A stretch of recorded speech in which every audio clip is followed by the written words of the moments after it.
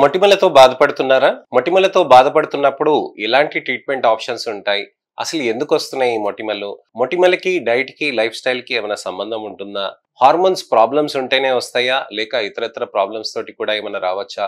ఇవేమన్నా ఇతరత్ర వాటికి ఏమైనా సంకేతమా? వీటన్నిటికీ నేను ఒక మంచి ఇన్ఫర్మేషనల్ అవేర్‌నెస్ వీడియో తోటి మీ అన్ని ప్రశ్నలకి, అలానే అపోహలకి, అలానే సందేహాలకు కూడా అన్ని జవాబు దొరుకుతుందని ఆశిస్తున్నానండి. నేను మీ doctor Raj Kireet, Celestee skin laser and hair clinic Jubilee Hills మరియు కోకపేట్లో chief and founder dermatologist and hair transplant surgeon గా ప్రాక్టీస్ చేస్తున్నానండి.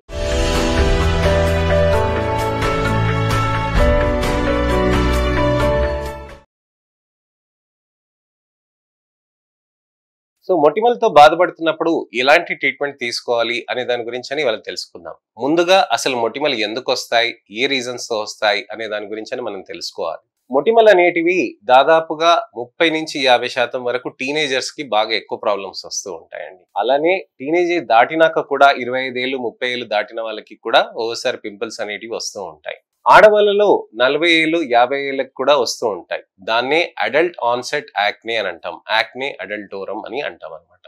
సో ఇవన్నీ ఎందుకు వస్తాయి అనేది కూడా మనం తెలుసుకుందాం. ఇవేనా కానీ మొటిమలు అనేటివి హార్మోన్స్ కి సంబంధించిన విధంగా ఒక్కొక్కసారి అవుతూ ఉంటుందండి. హార్మోనల్ ఇంబ్యాలెన్స్ అని కాదండి, హార్మోన్స్ కి ససెప్టబుల్ గా ఉన్నప్పుడు కూడా, అంటే హార్మోన్స్ తోటి ఇంపాక్ట్ అయినప్పుడు కూడా మొటిమలు అనేటివి వస్తూ ఉంటాయి.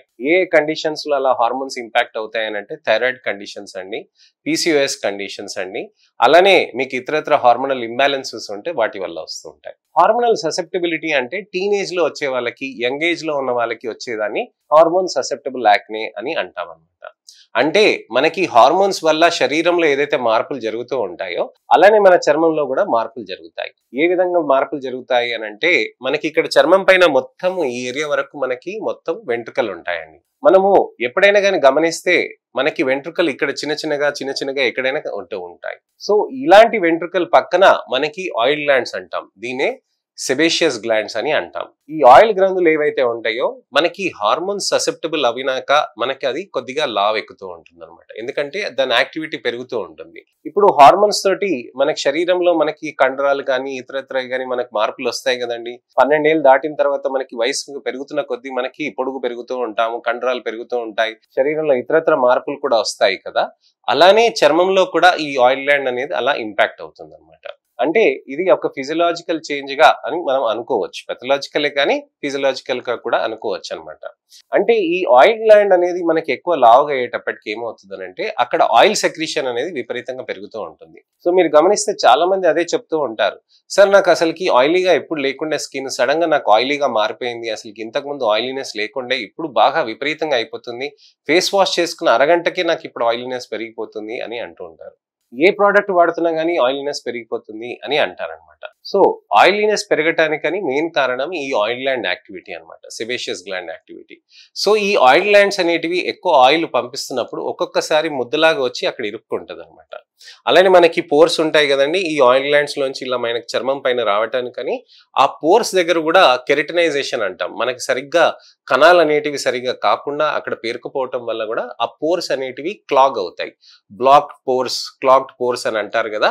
ఈ పోర్స్ అక్కడ బ్లాక్ అయినప్పుడు ఆ ఆయిల్ ముద్దలు అనేటివి అక్కడికి వచ్చి ఇరుక్కుంటాయి. ఇక్కడ ఇరుక్కోవటంతో ఏమవుతుందని అంటే అక్కడ కొమిడోన్స్ అనేటివి ఫామ్ అవుతాయి అనమాట.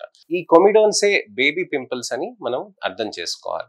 ఈ కొమిడోన్స్ లోపలికి నెమ్మదిగా ప్రొపినోబాక్టీరియం యాక్నేస్ అని ఒకటి ఉంటాయి అనమాట, బ్యాక్టీరియా. అది లోపలికి వెళ్ళి నెమ్మదిగా వెళ్ళి లోపలికి వెళ్ళి దాన్ని అంతా తినేస్తూ ఉంటుంది. ఇది తినేయటంతో ఏమవుతుందని అంటే అక్కడ అంతా మనకి పసు పెరుకుపోతూ ఉంటుంది. సో ఆ పసు పెరుకుపోవటంతో ఏమవుతుందనంటే మనకి అక్కడ నెమ్మదిగా పింపుల్ అనేది ఫామ్ అవటం అవుతూ ఉంటుంది. అక్కడ ఇన్ఫ్లమేషన్ రావటం తోటి దాన్ని పాపులార్ యాక్నే, అంటే మనకి పింపుల్స్ కనిపిస్తాయి కదండి, ఎర్రగా మనకి కనిపిస్తూ ఉంటాయి కదా, అవి పాపులార్ యాక్నే. దాంట్లో విపరీతంగా పసు చేరుకుంటే దాన్ని పస్చులార్ యాక్నే అని అంటాం. పస్చులార్ యాక్నే అంటే చీంపొక్కుల్లాగా మనకు ఉంటాయి అవి. ఆ పస్చులార్ యాక్నే కనుక బాగా గడ్డగట్టి ఎక్కువగా ఉందనుకోండి దాన్ని నాడ్యులార్ యాక్నే అని అంటారు. అది మరీ ఒక సిస్ట్ లాగా తయారైందని అంటే దాన్ని నాడ్యులో సిస్టిక్ యాక్నే కానీ సిస్టిక్ యాక్నే అని అంటారు.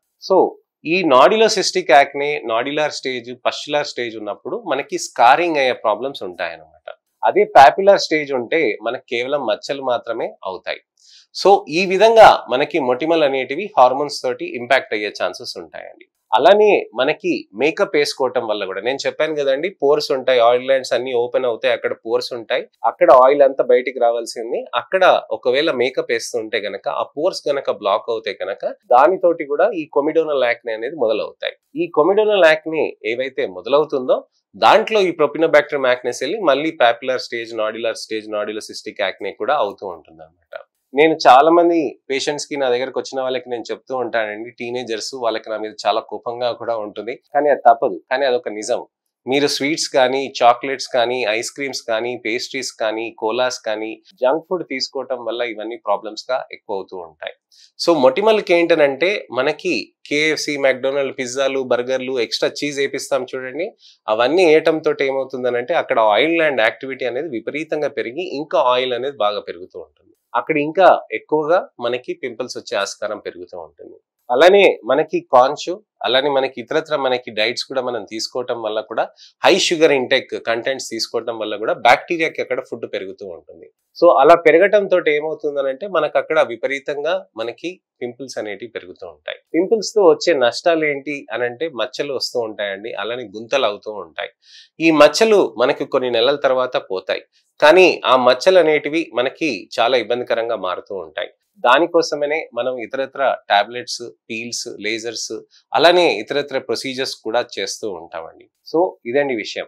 చర్మం లోపల మనకి మంచి ట్రీట్మెంట్స్ అనేటివి మనం చెయ్యాలి అని అంటే మనకి ఒక విధంగా మనం అసెస్మెంట్ చేసుకోవాలి. అసలు కారణాలు ఏమొచ్చాయి, అసలు ఎందుకు వచ్చాయి, థైరాయిడ్ తోటి వచ్చిందా, పీసీఓఎస్ తోటి వచ్చిందా, ఎవాల్యుయేషన్ అనేది మనం చేసుకోవాలండి. ఎవాల్యుయేషన్ అనేది మనం మంచిగా చేసుకొని దానికి తగ్గట్టుగా మనం ట్రీట్మెంట్ అనేటివి ఆప్షన్స్ మనం చూడాల్సిన అవసరం ఉంటుంది.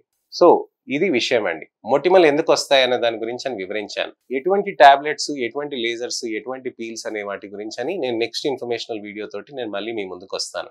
ఈ వీడియో తోటి మొటిమల కారణాలు ఏంటి అనే దానికి, ఏం జరుగుతుంది మీ చర్మంలో అనే దానికి మీకు జవాబు దొరుకుతుందని ఆశిస్తున్నానండి.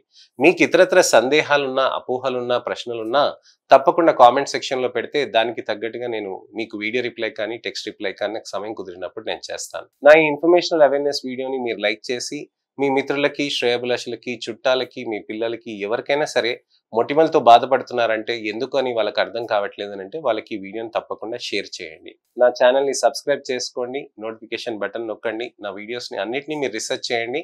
అప్పుడే మీకు అన్ని ఇన్ఫర్మేషన్ వచ్చి మంచి స్కిన్ కేర్ అండ్ హెయిర్ కేర్ని మీరు సాధిస్తారని ఆశిస్తున్నాను. నేను మీ doctor Raj Kireet, Celestee skin laser and hair clinic, Jubilee Hills మరియు కోకాపేట్లో chief and founder dermatologist and hair transplant సర్జన్గా ప్రాక్టీస్ చేస్తున్నానండి. నమస్తే.